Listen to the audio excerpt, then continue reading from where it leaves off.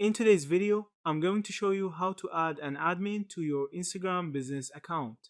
To get started, open the Instagram app and make sure your account is set up as a business or creator account.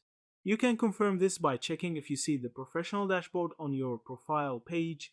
If you don't, go to your settings and switch to a professional account. Once that's done, tap the three horizontal lines in the top right corner, select Settings and Privacy, then look for the For Professionals section. Under Creator Tools and Controls, tap on Connect a Facebook page. This step is very important because Instagram doesn't let you directly add an admin. You first need to link your account to a Facebook page. Follow the prompts to complete the connection. Once your Instagram is linked, open the Facebook app and log into your account.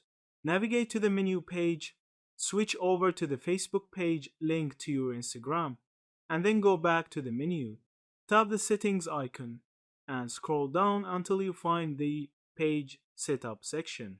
From here, select page access. You'll now see a list of people who already have access to the page. To add a new admin, tap add new, then search for the person by name, email, or phone number.